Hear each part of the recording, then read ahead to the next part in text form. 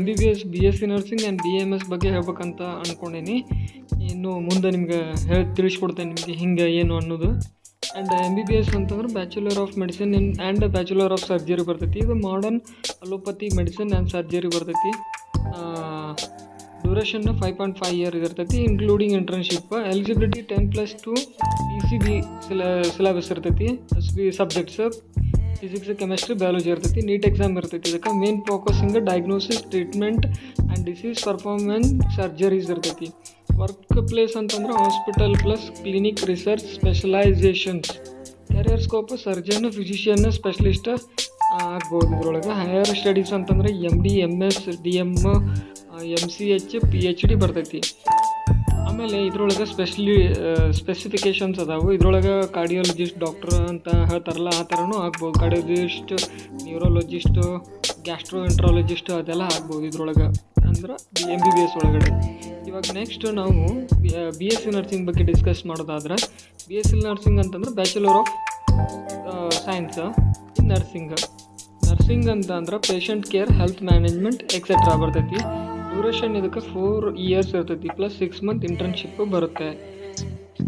Eligibility ಅಂತಂದ್ರೆ 10+2 PCB syllabus, ಅಂದರೆ physics, chemistry, biology. Entrance exam ಇದಕ್ಕೆ ಅದಾವು. ಆಮೇಲೆ main focus patient care, assisting doctors, medication, administration ಬರ್ತೈತಿ. ವರ್ಕ್ ಪ್ಲೇಸ್ ಏನಪ್ಪ ಅಂತಂದ್ರೆ hospitals, clinics, community health care, teaching.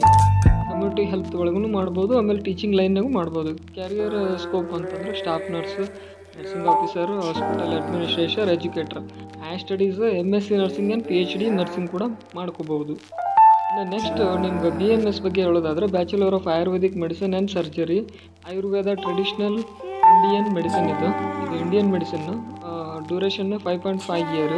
Eligibility 10+2 ಇದಕ್ಕೂ ಲೈಕ್ BSc ನರ್ಸಿಂಗ್. PCB ಇದರದ್ದು physics, chemistry and biology plus NEET exam ಬರೀಬೇಕಾಕೈತಿ. Main focusing treating diseases using Ayurveda, herbal medicines and therapies. And work place ಬಗ್ಗೆ ಹೇಳೋದಾದ್ರೆ Ayurvedic hospitals, clinics, research and panchakarma centres. And carrier scope Ayurvedic doctor, herbal doctor and wellness consultant ಕೂಡ ಆಗ್ಬೋದು ಇದರೊಳಗಡೆ. ಆಮೇಲೆ higher studies ಇದರೊಳಗೆ MD ಇನ್ Ayurveda, research, PG, diploma. ಆಮೇಲೆ ಇದಕ್ಕೂ ನಮ್ಗೆ ರೂಲ್ಸ್ ಐತಿ. BMS ಮಾಡಿದ್ರು ಕೂಡ ಒಂದು ಕ್ಲಿನಿಕ್ ಹಾಕೋಬೋದು. ಅವ್ರಿಗೂ ಡಾಕ್ಟರ್ ಅಂತಾನೆ ಅಂತಾರೆ, ಬಟ್ ಅವರು ಅಲೋಪತಿಕ್ ಅಲ್ಲ, ಇದರೊಳಗೆ ಆಯುರ್ವೇದಿಕ್ನಾಗ ಬರ್ತಾರೆ. ಓಕೆ, ಇವಾಗ ನೆಕ್ಸ್ಟ್ ನಿಮ್ಗೆ ಇದ್ರೊಳಗೆ difference between MBBS, BSc nursing and BMS. ಇದ್ರೊಳಗೆ ಮೂರದ್ರೊಳಗೂ ಏನೇನು ಕಾಮನ್ ಡಿಫ್ರೆನ್ಸಸ್ ಐತಿ. ಇದು ಏನಪ್ಪ ಅಂತಂದ್ರೆ these 3 medical courses differ in education, role, scope and career opportunities. Here is the detail comparisons. ನಾನು ಮುಂದೆ ಹೇಳ್ತೇನೆ ಡೀಟೇಲ್ ಕಂಪ್ಯಾರಿಸನ್ ಏನಪ್ಪ ಅಂತಂದ್ರೆ. ಇವಾಗ ಫಸ್ಟ್ MBBS ಬಗ್ಗೆ ಹೇಳೋದಾದ್ರೆ best of those who want to become a doctor in modern medicine, specialise in surgery or treatment. Okay, next BSc nursing ಬಗ್ಗೆ ಹೇಳೋದಾದ್ರೆ ideal for those fascinate about patient care, hospital management and nursing education. Next third one BMS ಬಗ್ಗೆ ಹೇಳೋದಾದ್ರೆ suitable for those interested in Ayurveda, natural medicine and holistic healing. Each field has its own significations and the choice depends on your interest, carrier goals and passion for health care. ನಿಮ್ಮ ಮೇಲೆ ವಿಚಾರಗಳು ಬಿಟ್ಟಿದ್ದು. ನೀವು ಬೇಕಂದ್ರೆ MBBS ಮಾಡ್ಬೋದು, BSc nursing ಮಾಡ್ಬೋದು, BMS ಮಾಡ್ಬೋದು. ನೀವು ಬೇಕಂದ್ರೆ ಪಾಸ್ ಮಾಡ್ಕೊಂಡು ನೀಟಾಗಿ ಓದ್ಕೋರಿ, ನಾನು ಹೇಳೋದು ಸ್ಪೀಡ್ ಆಗ್ತಾ ಇದ್ರೆ. ಓಕೆ, ಇವಾಗ ನೆಕ್ಸ್ಟ್ MBBS ಬಗ್ಗೆ ಇನ್ನೂ ಡೀಟೇಲಾಗಿ ಒಂದು ಸ್ವಲ್ಪ ಹೇಳ್ಬೇಕಂತಂದರೆ MBBS modern medicine and surgery. Duration 5.5 ವರ್ಷ ಇರ್ತೈತಿ. 4.5 ಇಯರ್ಸ್ ಅಕಾಡೆಮಿಕ್ಸ್ ಇರ್ತೈತಿ. 1 ಇಯರ್ ಇಂಟರ್ನ್ಶಿಪ್ ಇರ್ತೈತಿ. ಇದಕ್ಕೆ ಎಂಟ್ರೆನ್ಸ್ ಎಕ್ಸಾಮು ನೀಟ್ ಬರೀಬೇಕಾಗ್ತೈತಿ, ಕಂಪಲ್ಸರಿ ನೀಟ್ ಬರೀಬೇಕಾಗ್ತೈತಿ. Eligibility 10+2 physics, chemistry and biology. ಇದರೊಳಗೆ ಸಬ್ಜೆಕ್ಟ್ಸ್ ಏನೇನು ಬರ್ತಾವಪ್ಪ ಅಂತಂದ್ರೆ anatomy, physiology, biochemistry, pathology, microbiology, pharmacology, general medicine, surgery and paediatrics ಬರ್ತೈತಿ.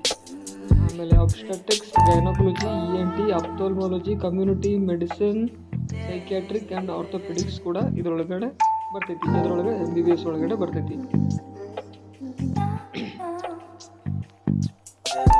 ನಮ್ಮ ಚಾನಲ್ನ ಯಾರ್ಯಾರು ನೋಡತ್ತೀರಿ ಹೊಸದಾಗಿ ಸಬ್ಸ್ಕ್ರೈಬ್ ಮಾಡ್ಕೊಳ್ಳಿ.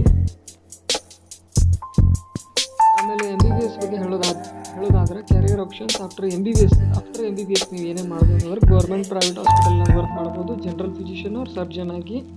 ಆಮೇಲೆ post graduate studies MD MS DM MCH ಕೂಡ ಮಾಡ್ಕೋಬೋದು. ಸ್ಪೆಷಲೈಸೇಷನ್ ಕೂಡ ಇದರೊಳಗಡೆ ತೊಗೋಬೋದು. ಆಮೇಲೆ government services join AIIMS armed forces railway as a medical officer own clinic ಕೂಡ ಇಟ್ಕೋಬೋದು. ಆಮೇಲೆ private practice after gaining experience ಅಂದರೆ ನಿಮಗೆ ಎಕ್ಸ್ಪೀರಿಯನ್ಸ್ ಇದ್ಮೇಲೆ ನೀವು ಕೂಡ ಒಂದು ಕ್ಲಿನಿಕ್ ನಡೆಸ್ಕೋಬೋದು, ನಿಮ್ಮ ಓನ್ ಕ್ಲಿನಿಕ್ ನಡೆಸ್ಕೋಬೋದು. ಇದ್ರೊಳಗೆ ಏನು ಮಾಡಬೇಕು ಅಂದ್ರೆ ನಿಮ್ಗೇನು ಅಡ್ವಾಂಟೇಜ್ ಐತಿ ಏನು ಡಿಸ್ಅಡ್ವಾಂಟೇಜ್ ಐತಿಪ್ಪ ಅಂತಂದ್ರೆ MBBS ಒಳಗಡೆ higher salary potential especially with specialise ಇದ್ದವ್ರಿಗೆ ಹೈಯರ್ ಸ್ಯಾಲ್ರಿ ಐತಿ, high respect and career growth opportunities in India and abroad. And ಏನು ಡಿಸ್ಅಡ್ವಾಂಟೇಜಸ್ ಏನಂದ್ರೆ highly competitive, difficult to get in to MBBS. Okay, ಆಮೇಲೆ long study duration, high tuition fees ಕೂಡ ಇದು ಸ್ವಲ್ಪ ಜಾಸ್ತಿನೇ ಇರ್ತೈತಿ. ಆಮೇಲೆ stressful work life with long hours, stressful work life ಕೂಡ ನಾವು MBBS ಅಲ್ಲಿ ಕಾಣ್ಬೋದು. ಇದು ನಮಗೆ ಡಿಸ್ಅಡ್ವಾಂಟೇಜ್ ಆಗ್ಬೋದು.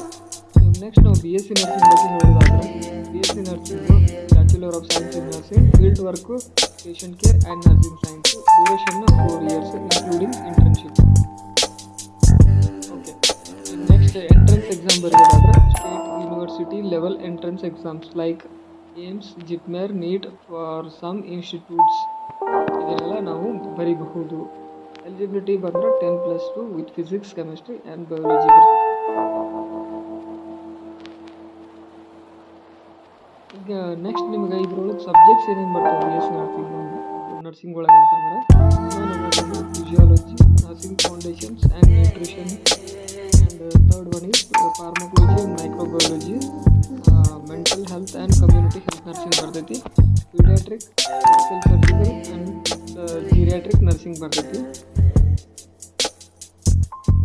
ಓಕೆ, ಇದ್ರೊಳಗಡೆ BSc ನರ್ಸಿಂಗ್ ಒಳಗಡೆ ಏನು ಅಪಾರ್ಚುನಿಟೀಸ್ ಇದಾವೆ, ಕ್ಯಾರಿಯರ್ ಅಪಾರ್ಚುನಿಟೀಸ್ ಇದಾವೆ ಆಫ್ಟರ್ BSc ಅಂತಂದ್ರೆ registered nurse work in hospital, ICU, OT or OPD ಹಾಸ್ಪಿಟಲಲ್ಲಿ ನಾವು ವರ್ಕ್ ಮಾಡ್ಬೋದು. ಗೌರ್ಮೆಂಟಲ್ಲೂ ಮತ್ತು ಪ್ರೈವೇಟಲ್ಲಿಯೂ ಹಾಸ್ಪಿಟಲಲ್ಲಿಯೂ ನಾವು ನರ್ಸಿಂಗ್ ಆಫೀಸರ್ ಆಗಿ ವರ್ಕ್ ಮಾಡ್ಬೋದು. ಹೈಯರ್ ಸ್ಟಡೀಸ್ ಅಂದರೆ MSc ನರ್ಸಿಂಗ್ ಬರ್ತೈತಿ, PhD ಮಾಡ್ಬೋದು. ನರ್ಸ್ ಪ್ರಾಕ್ಟೀಷನರ್ ಕೋರ್ಸಸ್ಗಳು ಸಿಕ್ಕಾಪಟ್ಟೆ ಇದ್ದಾವೆ. Teaching, research and nursing colleges, health organisation teaching line ಕೂಡ ನಾವು ಜಾಯ್ನ್ ಆಗ್ಬೋದು. ನರ್ಸಿಂಗ್ ಕಾಲೇಜಲ್ಲಿ ಹೆಲ್ತ್ ಆರ್ಗನೈಸೇಷನಲ್ಲಿ ಕೂಡ ನಾವು ವರ್ಕ್ ಮಾಡ್ಬೋದು. ಆಮೇಲೆ ಇದಕ್ಕೆ ಔಟ್ ಆಫ್ ಕಂಟ್ರಿಯಲ್ಲಿ ಭಾಳ ಬೇಡಿಕೆಗಳು ಇದ್ದಾವೆ ಅದಕ್ಕೆ BSc ನರ್ಸಿಂಗ್ ಮಾಡಿದವ್ರಿಗೆ. There are lot of opportunities in foreign countries. ಇದರೊಳಗೆ ಅಡ್ವಾಂಟೇಜ್ ಡಿಸ್ಅಡ್ವಾಂಟೇಜ್ ಏನಪ್ಪ ಅಂತಂದರೆ easier to get in to than MBBS, quicker career ಅಂದರೆ MBBSಗಿಂತ ಇದಕ್ಕೆ ನಾವು ಬೇಗ ಕೆಲಸಕ್ಕೆ ಹತ್ಕೋಬಹುದು. High demand world wide especially in developed countries and the stable income and better work life balance than doctor. Disadvantage ಏನಂದರೆ salary in India is lower compared to doctors. ಇಂಡಿಯಾದಲ್ಲಿ salary ಕಡಿಮೆ ಐತಿ ಡಾಕ್ಟರ್ ಕಂಪೇರ್ ಮಾಡಿದರೆ.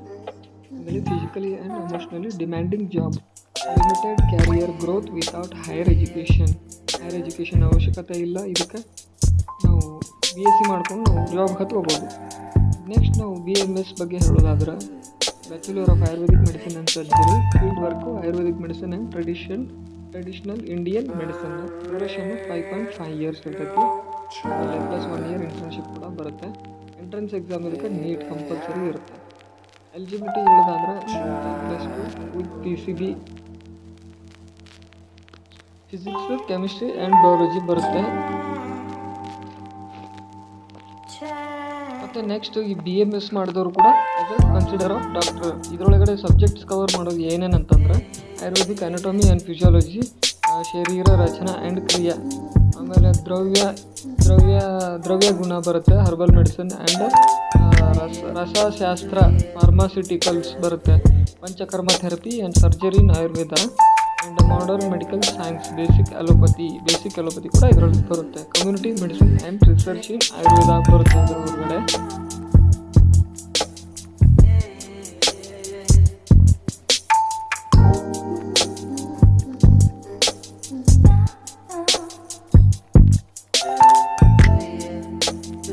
ಆಮೇಲೆ next ಇದ್ರ ಬಗ್ಗೆ carrier options after BMS ಏನೇನು ಮಾಡ್ಬೋದು ಅಂತಂದರೆ Ayurvedic doctor work in Ayurvedic hospital, ಅವರು ಓನ್ ಕ್ಲಿನಿಕ್ ಕೂಡ ನಾವು ಓಪನ್ ಮಾಡ್ಬೋದು. ಅವ್ರು ಆಯುರ್ವೇದಿಕ್ ಡಾಕ್ಟರ್ ಹಾಸ್ಪಿಟಲಲ್ಲಿ ಕೂಡ ನಾವು ವರ್ಕ್ ಮಾಡ್ಬೋದು. ಹೈಯರ್ ಸ್ಟಡೀಸ್ ಇದರಲ್ಲಿ MD ಇನ್ ಆಯುರ್ವೇದ ಇರ್ತೈತಿ, PG diploma in panchakarma etcetera ಇರ್ತಾವೆ. ಗೌರ್ಮೆಂಟ್ ಜಾಬ್ಸ್ ಏನಪ್ಪ ಅಂತಂದ್ರೆ ವರ್ಕ್ ಅಂಡರ್ ಆಯುಷ್ ಮಿನಿಸ್ಟ್ರಿ, ಆಮೇಲೆ ESIC ಹಾಸ್ಪಿಟಲ್ಸ್ ಇದು ಬರುತ್ತೆ. ಆಮೇಲೆ ಫಾರ್ಮಾಸ್ಯೂಟಿಕಲ್ಸ್ ಆ್ಯಂಡ್ ವೆಲ್ನೆಸ್ ಇಂಡಸ್ಟ್ರಿ ಕೂಡ ನಾವು ಜಾಯ್ನ್ ಆಗ್ಬೋದು. Ayurvedic medicine companies like Patanjali, Himalaya ಈ ಕಂಪನಿಯಲ್ಲಿ ಕೂಡ ನಾವು ವರ್ಕ್ ಮಾಡ್ಬೋದು.